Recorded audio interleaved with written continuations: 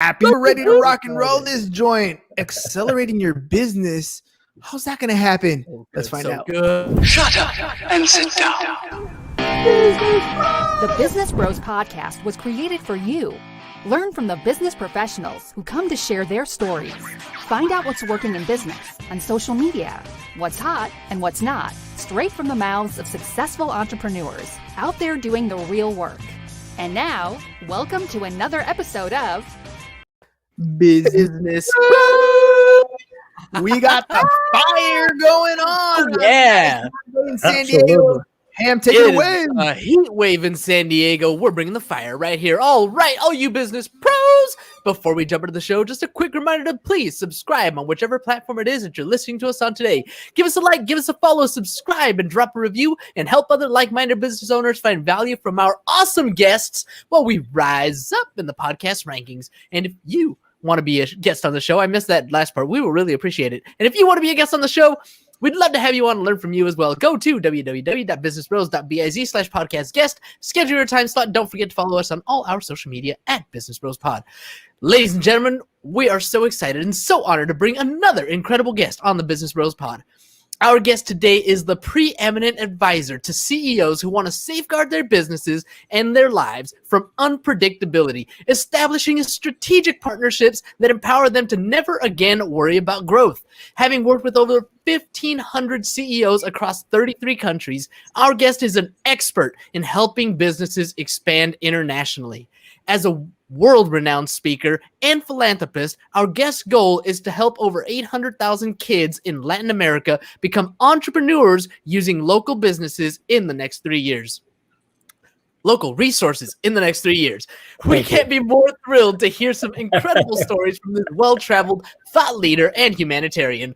Joining us today out of the great state of Texas, the CEO Confidant from Divine Human Ventures and Wisdom for Kids. Welcome to the show, Angel Ribo.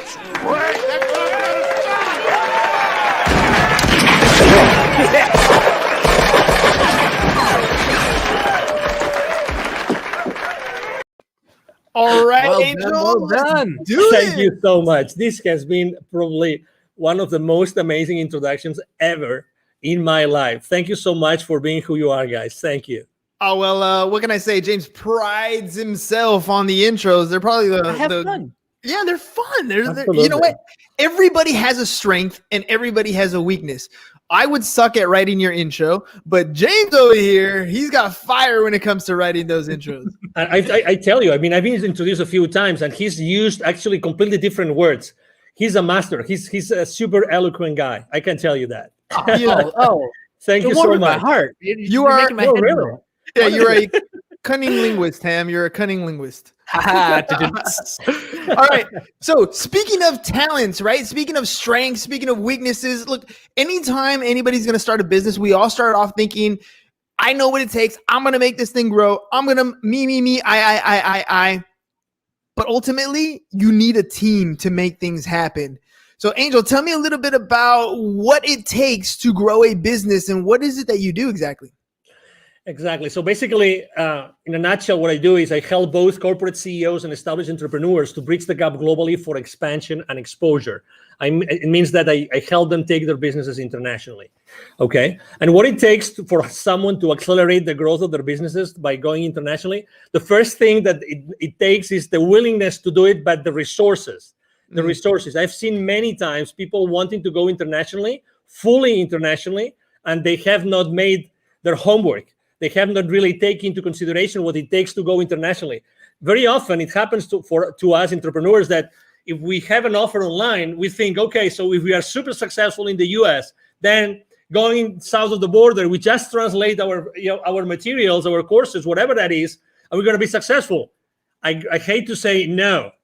No, there's many more things involved in going internationally, and you have to do your homework. And there's financial implications on the decision of going international. So you have to consider those implications. let's hover here for a second, because we live in an age where the World Wide Web has literally shrunk the planet. We can have international quote unquote business going on from the living room or your basement or wherever you're talking about. So let's hone in on that. What do you mean when you're talking about growing internationally? Yes, so that's true. You can run your business from your home, and you have the worldwide, web, and you can go everywhere. But every single potential client in every single country, geography, culture thinks differently. You have to acknowledge that, and you have to really know what is going to drive a potential sale from another country. Okay, so being reactive, we might have clients from other geographies, but the reality is that talking to someone, let's say south of the border or north of the border, talking about the US, right? It's different. And you have to be, if you really want to be strategic and you really want to be successful, you have to do it differently. You have to think about it. Okay, so you can run your business from your home and you have the World Wide Web open, but there are things that you have to take into consideration from the point of view of the client. You have to talk to the client differently on every culture. Remember, we are separated, sometimes even trying to go, let's say I have a business in Texas and I really want to be successful in taking my business to another state. That there are cultural differences, right? That huge. Someone in Utah is different from someone in Texas, right? And everybody knows that. So if you really want to be successful, does it make sense to consider the differences between selling in Utah and selling in Texas? Of course it does. And you spoke about in the introduction, you actually mentioned something, which is are you partnering with the right people? Probably if you want to go international, or even, as I said before, to another state, what about partnering up with someone who's already there, who's already aware of those differences, that can help you be more effective in conducting business in that area? And this is very often a blind spot that people forget. So, okay, it's easy to run your business from your home, but be mindful, be aware of the differences. What kind of differences should we be looking for when we're first starting out? Because there are so many. Like you said, there's cultural differences, there's currency differences, there's tax treatments. There's all kinds of things that we can think about when we're talking about those differences. But what are some of the first things that we should kind of pay attention to? So that's why go step by step. Going internationally right out of the gate, I don't think is the right thing to do, unless you only go internationally to a specific area because you know that there's a need for that there, and you know that the people there are going to buy from you.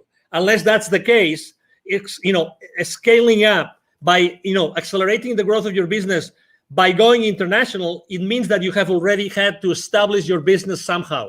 That's very important. Okay, so initially, I don't recommend anybody doing that unless, again, that's going to be your number one strategy. So if that's your number one strategy, you have to really know what these people want. Okay, the people in this area, what do they want? So you have to really speak with these people over there. Sometimes, we tend to think, oh, it's extremely difficult. No, it's very easy. Reach out. There's social media again, and you can go in social media and you can start talking to people who live in that area. It's really simple. There's something in the entrepreneurial world, in the startup world, there's something called a minimum viable product. You've probably heard this thousands of times, right? Mm-hmm. So when you start your business, you probably have a minimum viable product or service that you want to offer to your audience, right? So the first thing you have to do is, if you want to go international, start talking to your audience about what you want to do. And I start asking them, hey, if I was to launch this product, sell it there, or this service, would you be willing to buy from me? And what would be the kind of service or product that you would buy from me, in that particular, area of expertise that I have? So that's the first thing. Talk to your market early on your business strategy. And sometimes, and I think that's probably, we are all to blame, for this, which is we try to be perfectionists. We try to be like, we have all the responses, all the answers before we do anything else. There's one business mantra. There's one mantra I use with every single one of my clients. I've been using for the last 5 years since I started my own business, which is take imperfect action now.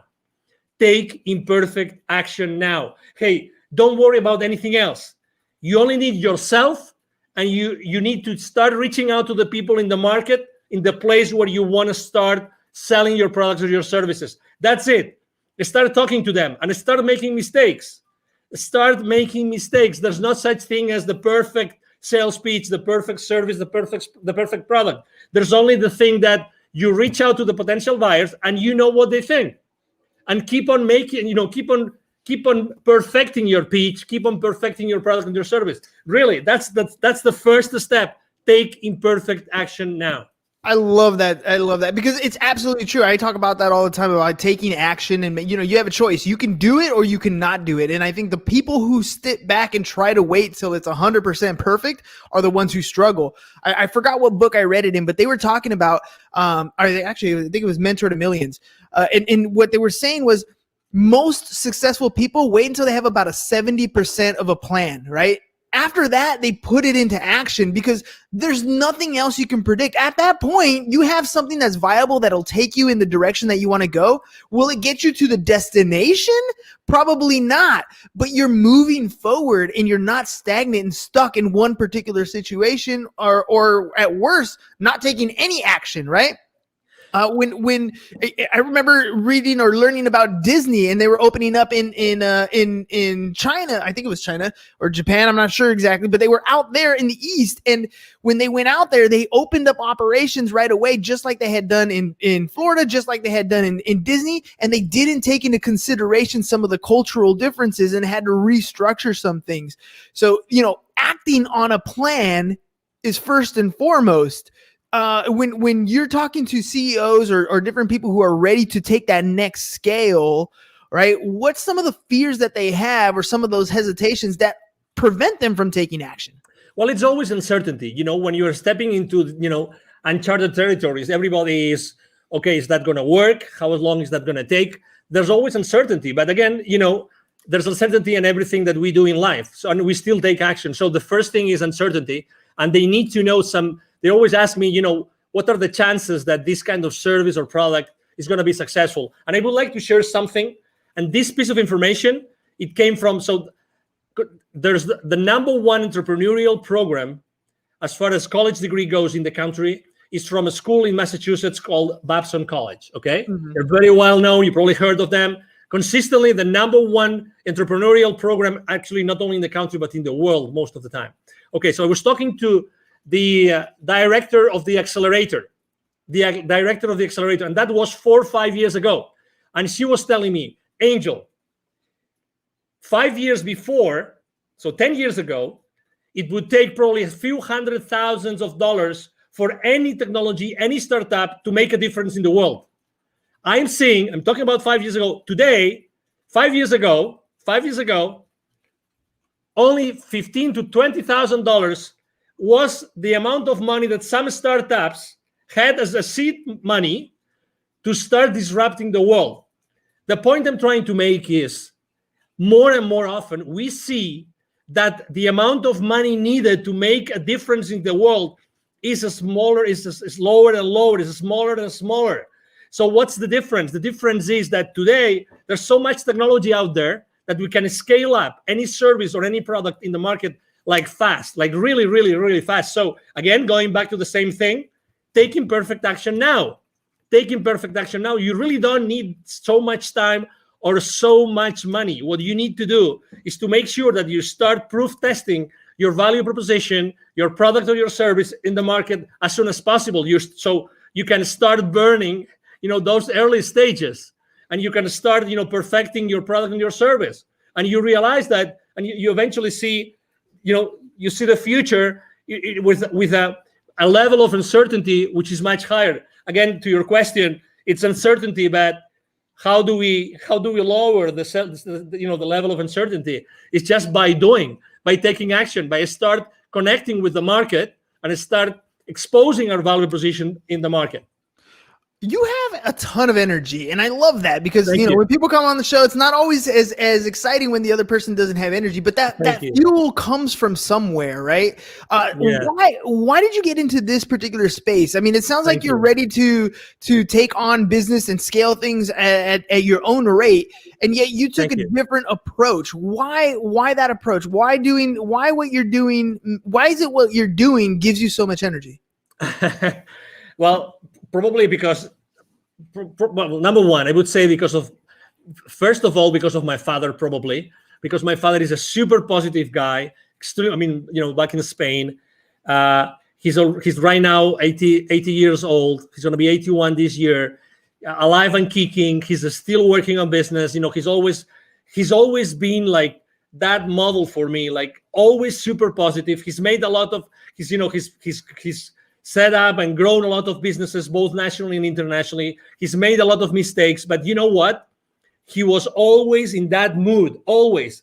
And every time he was being asked, he was always, his first statement, he was always, I am so blessed that I have been able to help these hundreds of families, these hundreds of people with the families behind them. And that's the legacy. That's his legacy. So I think that this, flame that I have inside of me is because I really like to share my experience with people.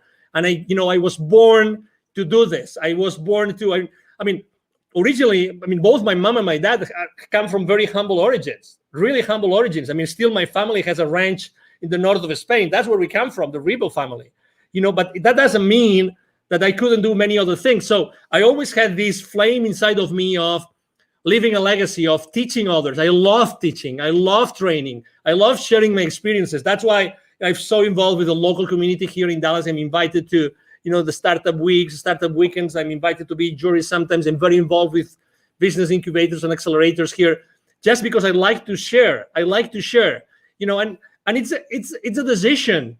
It's a decision. It's my decision if I wake up in the morning and I show up to the world in one way or another, and that's my decision. That's my option. That's who I am. It's a Friday evening, right?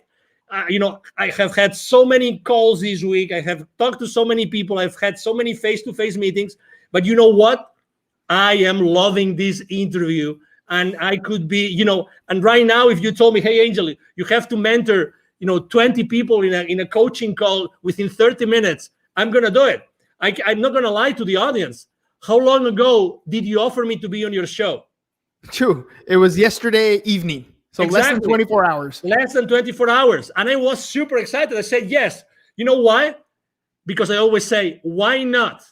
Why not? If there's a single person in your audience right now who can benefit from what I'm saying, oh my God, the day has paid off. The chance has paid off.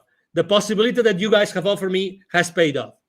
What is the core? What is the core of the CEO Confidant? Like, what is it that you're trying to achieve? Your mission in the business to have that can help more and more entrepreneurs get to the level that they want to get to. Thank you. For me, it's always been connecting the unconnected. And actually, I'm going to tie this to my nonprofit, connecting the unconnected. I've always, obviously, as you can imagine, I'm so grateful to God that He gave me this energy, this passion that I can, I have been able to help a lot of high-level executives throughout my life. That's a blessing. Probably this energy has helped me a lot. But this has only helped me enough as far as this helps me to make the world a better place. Okay? That's why, it reached a point in 2016 in which it was very clear to me that I had also, the reason why I had lived in Latin America for so many years and I had done business in Latin America for so many years is because I had to be exposed to those areas where so many underprivileged kids live. And you know what I'm talking about. I'm talking about in Latin America alone, in 2012, according to UNICEF numbers, 81 million kids live in poverty. 81 million kids. 22 millions don't have drinking water in their house. 22. And that was 2012. Can you guess after COVID? Can you guess what happens? How many millions right now? Significantly worse. Exactly. So, and that means the total population, so that you have you have a frame of reference, the total population of kids in 2012 in Latin America was 170 million. 170 million. Okay, 170 million. So put that in perspective. So right now, probably it's going to be 90, maybe 100 million kids in Latin America who live in poverty. Yeah. So that's why, what's my mission? I've always feel that I keep on developing and helping so many high-level executives and established entrepreneurs, because at the end of the day, what I have to do is I have to be able to have so many stories, and I have to be able to connect all those high-level executives with those entrepreneurs that have still so much to learn. And I know that if it's not me, who's going to teach them entrepreneurship? Who's going to inspire them? Who is able to bring all those lessons I learn every single day with these so powerful CEOs? Who else is going to take them to those kids in need? So that was my answer. Yeah, no, that's a beautiful answer, because you're absolutely right. I mean, we look at what we see in poverty just right in front of us, right? When we drive down the freeway, when we're in our local communities. But the difference is, the poverty in the United States is much different than the poverty in almost any other country. It's just a different level. I remember being young, as a young kid, at my parents, and we would always go to church, and they would send us, to missionary things down the other side of the border, and you just have this awe that everything from the pair of shoes to the sweater that you have on to the meal that you had has such a different value to the people down there than just the things you take for granted. You don't even realize until you're, things like where you're crossing the border. When I remember coming back on the border and little kids, small 4 or 5-year-old children coming up barefoot, dirty, ragged clothes, just trying to sell something to make a living. And we don't quite understand the level of poverty because we're blessed to be in this country. But you're absolutely right. I want to ask you about the relationships that you're building with people as you're helping a lot of these entrepreneurs grow their business, as you're helping them scale and become multi-million-dollar companies. What value do you place, and how do you utilize the relationships that you're making? Well, I think believe it or not, I was extremely shy kid, very shy, very shy. Most of I would say every single one of my classmates up to high school, they would not believe it's me talking right now. Honestly. I had to, really, I really had to go to college, and I had to start being involved in organizations, international organizations, and traveling. And so, I know that not everybody is so open and prone to have relationships with people. But again, you don't have to be, someone like me, so, extroverted like me. It's just I think that the most important thing is that you are yourself and you keep the relationship honest and humble. Honest and humble. And from that point, I like to use, gratitude, humility, and acceptance as 3 of my top values that I like to share this with my team all the time when we have our weekly meetings and when we have our one-on-ones. Gratitude, humility, and acceptance are 3 very big values for me. So I think that those values help you a lot to develop those relationships. And out from those relationships, it's like, as you know, I'm very active on LinkedIn, and I have very, very large following and very active there. I post every single day, large high engagement from my audience. And it's the same thing when I start relationships with people in there that they don't know me of anything. I start from a very humble way. I'm not the guy that's going to send you 5 consecutive messages as soon as I say accept. I'm not that kind of guy. My connecting message has 1 sentence, only 1, and I don't send a second message. You just wait. Yeah, I just wait, and whenever it's good, and I think I have some value to offer to that person, as if it was you, then I say, hey, as I know that you do this, I think that you might be interested in having this information I just got from someone else. Again, partnering up with, giving the value that someone might need, and if they say I don't need it, that's okay, and that's fine. That's why a value download on people. I don't really believe in downloading things on people that they don't really need. So that's why I always keep my connections online as much human as possible. And when I left corporate America, I had like 800 connections. Right now, I have almost 27,000. Well, let me ask you about that, because you said, when you were younger, you were an introvert, and now you're very extroverted. What was it that pushed you to that next leg? There's so many people out there that are introverted, and they know they have to have better relationships. They know they need to pick up the phone and talk to people. They know they need to be more extroverted, but they can't get across that point of actually making those connections. What pushed you to that next level? That's a great question, because probably I wasn't allowing myself to be myself. I was not standing on my own power. I thought that I had to fit in, and I wasn't socially enough. I wasn't enough. No, really. Because I thought that what I was standing up for wasn't enough to be just myself. So I had to be hiding, behind anything else or anybody else, until I realized that, oh my God, what I'm saying makes sense. So it was a gradual process. It wasn't, it wasn't just like, oh, tomorrow I'm going to be extroverted. And so I was fascinated by something, which was, in my case, in college, because I told you I started to bloom in college, which was becoming or being the leader of an organization, but being like the leader, but the leader behind the scenes, right? Not the leader like showing up all the Wizard time. of Oz. So so at some point, I had no option but to be in front of a lot of people. And then suddenly, everything was going well, and I was, leading that organization in my college and everything. But there were issues. So I have to tell you that realizing that not everybody is going to like me actually helped me to be stronger. I realized that I didn't have to fit in. I realized that I have to be myself and always be myself. So I had a completely 100% certain place where I could go back and pull up the rest of my life. You know what I mean? Yeah, because if you're pretending to be someone else, you don't have that place of safety. But when you're always yourself, when you're always standing on yourself, on your grounds, then you have that place of power. And I have to also tell you, I remember the most dramatic situation in my life was actually that I got married. My first marriage was in 1996, still in Spain.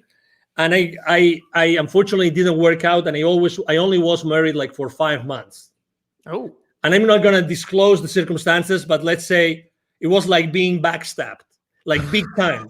And I got married with my college sweetheart. Oh, come on. Now you're leaving all the meat on the bone here. Now we gotta know what's going on. No, but let me tell you, I remember as if it was now. I had to drive back. When I found out what my wife was doing, and I confronted her that night, and I will never forget that night. When I confronted her that night, and she told me yes, I remember taking my car the following morning and going and driving to where my parents lived. I remember that both my mom and dad were waiting me. They were living at the 6th floor. They were waiting for me, and I started crying like a baby on my mom's arms, at my mom's arms, saying, can't believe it. I don't know. How can my life collapse? What did I do wrong? I had the car,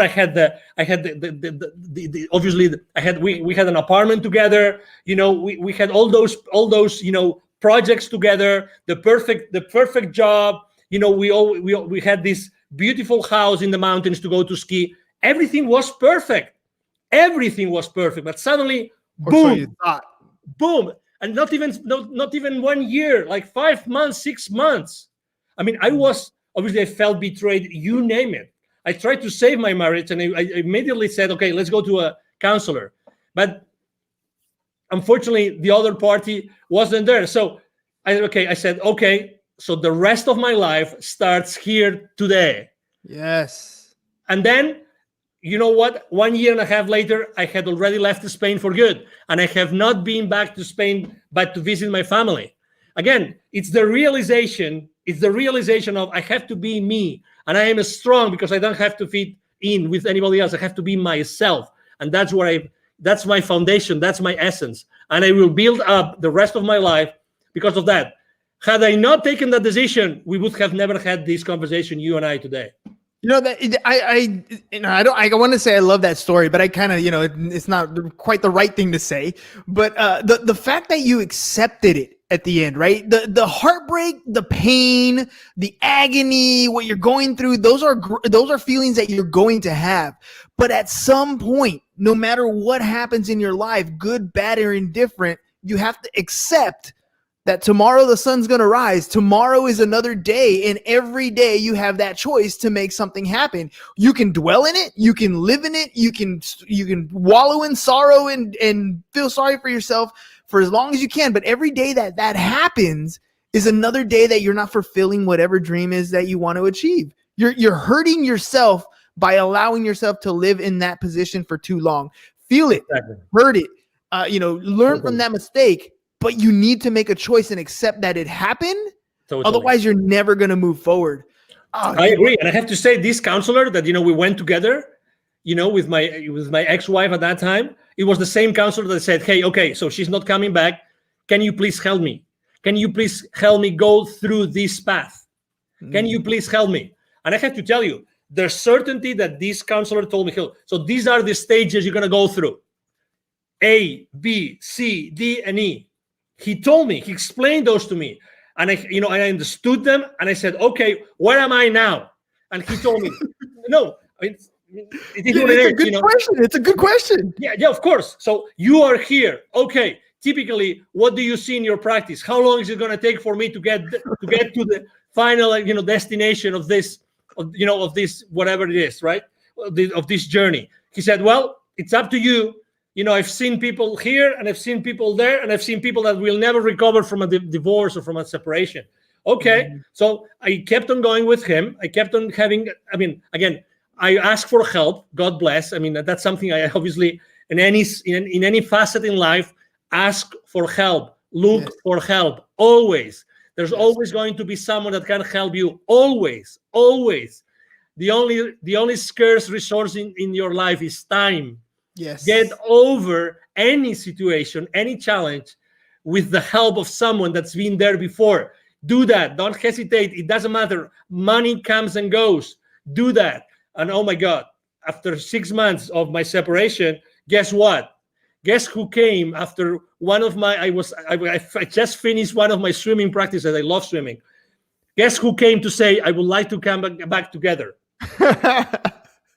Who was I'm not going to say, but you know the story, right? You know the story. And I said, unfortunately not. I don't want this to happen in the future when we already have children. I don't want that for my life. Decision made. Imperfect decision. Don't know what the outcome was going to be, but you weren't going to do it again. No. Oh man, Angel, that's, I love that, the whole idea of time scarcity, right? You only have so much time in your life.